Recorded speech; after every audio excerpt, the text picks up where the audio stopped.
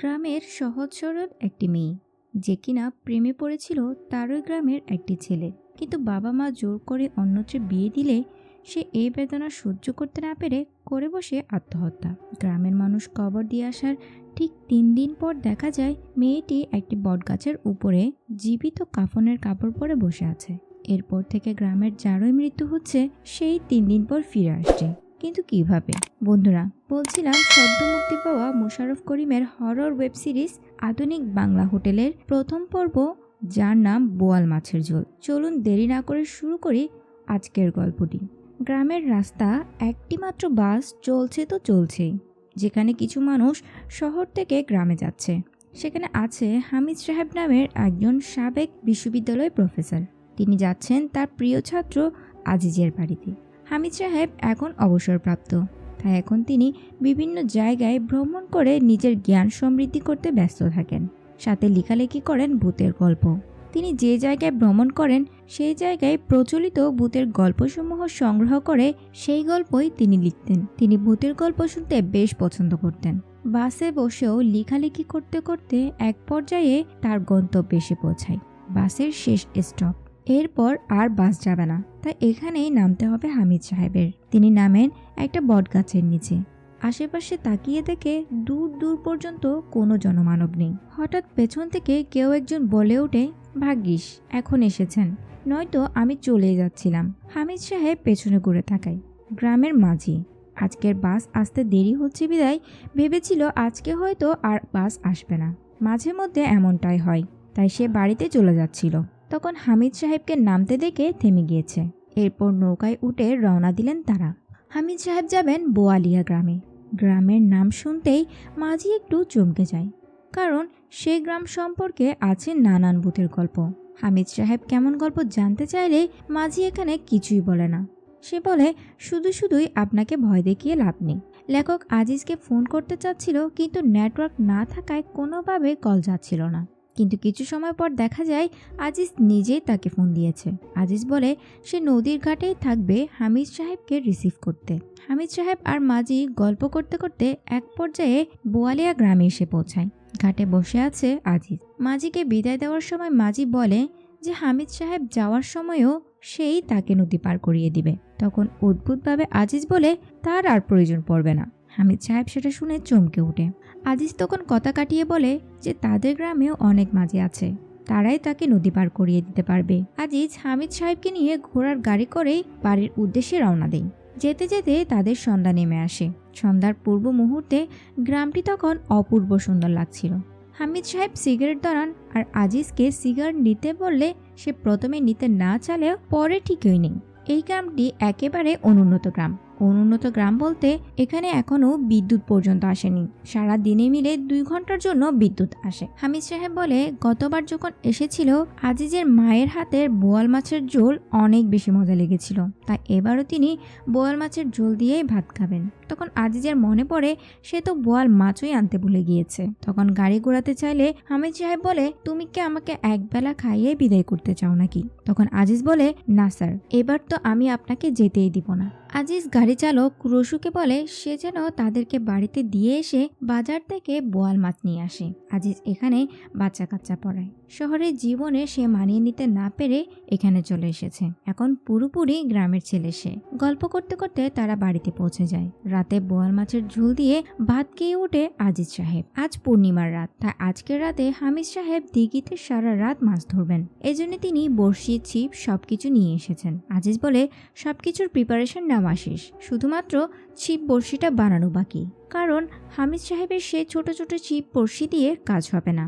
ওপাড়ার দিঘিতে নাকি মানুষের সাইজের মাছ পাওয়া যায়। এই কথা শুনে হামিদ সাহেব হেসে ওঠেন। হামিদ সাহেব আজিজের মাকে সালাম দিয়ে বলে তার হাতের বোয়াল মাছের ঝোলটা বেশ মজা হয়েছে, কিন্তু তিনি অদ্ভুতভাবে তার দিকে এক পলক তাকিয়ে কোনো উত্তর না দিয়েই ভিতরে চলে যায়। এরপর রসু এসে হামিদ সাহেবকে বাংলো বাড়িতে দিয়ে আসে।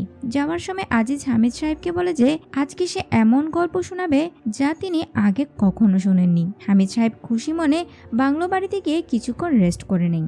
রাতে তিনি আর আজিজ দিঘির পাড়ে চলে এসেছে মাছ ধরতে। সেখানে যাওয়ার পর হামিদ সাহেব আজিজকে জিজ্ঞেস করে তার মা তার সাথে একবারও কথা বলেনি কেন। তখন আজিজ বলে যে তার মা কিছুদিন আগে স্ট্রোক করেছিল আর তারপর থেকেই নাকি কেমন যেন আওলা জাওলা হয়ে গিয়েছে। তো এরপর আজিজ তার গল্প বলতে শুরু করে। তাদের বাড়ির পাশে একটা টিনের বাড়িতে আকলিমা নামের একটা মেয়ে থাকতো। সে দেখতে যেমন সুন্দর তেমনি পড়ালেখাতেও অনেক ভালো ছিল। আজিজই সেই মেয়েটিকে পড়াতো, কিন্তু মেয়েটার একটা ছেলের সাথে প্রেম ছিল, যে কথা তার বাবা মা জানার পর তাকে অন্য জায়গায় জোর করে বিয়ে দিয়ে দেয়। এই বেদনা সহ্য করতে না পেরে মেয়েটা একদিন হুট করে আত্মহত্যা করে বসে।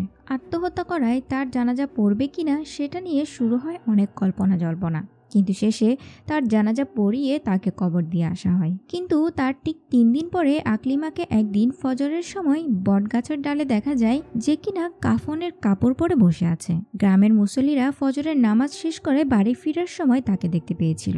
ভয় পেয়ে তারা দ্রুত মসজিদের ইমাম সাহেবকে ডেকে নিয়ে আসে। তিনি এসে অনেক দোয়া দরুদ পরে তাকে চলে যেতে বলে। সবাই ভেবেছিল হয়তো কোনো খারাপ জিন আকলিমার রূপ নিয়ে এসে এখানে বসে আছে, কিন্তু ইমাম সাহেবের কোনো দোয়া দরুদই কাজ হয় না। গ্রামের মানুষ আস্তে আস্তে জড়ো হতে শুরু করে। আজিজ নিজেও ছিল সেখানে। তখন সে খেয়াল করে দেখে যে আকলিমা কিছু খেতে চাচ্ছে। জিনরা সাধারণত মিষ্টি খেতে খুব পছন্দ করে। সবাই ভেবেছিল হয়তো তাকে মিষ্টি খেতে দেওয়া হলে সে তা খেয়ে চুপচাপ সেখান থেকে চলে যাবে, কিন্তু দেখা যায় আকলিমা মিষ্টি খেয়ে সোজা তার বাড়িতে চলে যায় এবং লম্বা একটা ঘুম দেয়। ঘুম থেকে উঠে সে একদম স্বাভাবিক। তার কিছুদিন পর আবার রসু মারা গেল, মানে ওই গাড়ি চালক আর কি। একইভাবে তাকেও কবর দেওয়া হলো। সেও 3 দিন পর এসে বটগাছের ডালে বসে রইল। তাকে একইভাবে মুসল্লিরা দেখলো।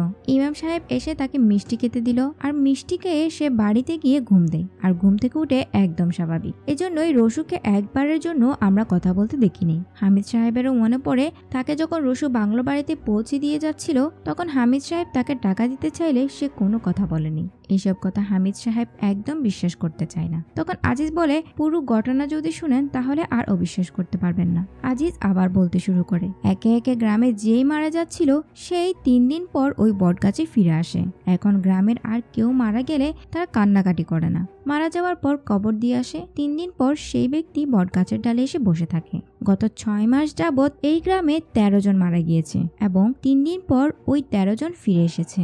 আর এই ব্যাখ্যাটা তারা কেউ খুঁজে পাচ্ছিল না, কারণ যারা ফিরে এসেছে তারা কেউই কথা বলতে পারে না। আর এটা নিয়ে কারো তেমন মাথা ব্যথাও ছিল না, কারণ জবানের বদলে জীবন পেয়েছে সেটাই অনেক। সবাই তাদের প্রিয় মানুষের কাছে ফিরে এসেছে, এটাই তো অনেক। কিন্তু হামিদ সাহেব বলেন এত বড় একটা ঘটনা ঘটে গেল, কিন্তু কোনো মিডিয়া সেটা কভার করলো না কেন? দুনিয়ার মানুষদের তো এই ঘটনা সম্পর্কে জানা দরকার।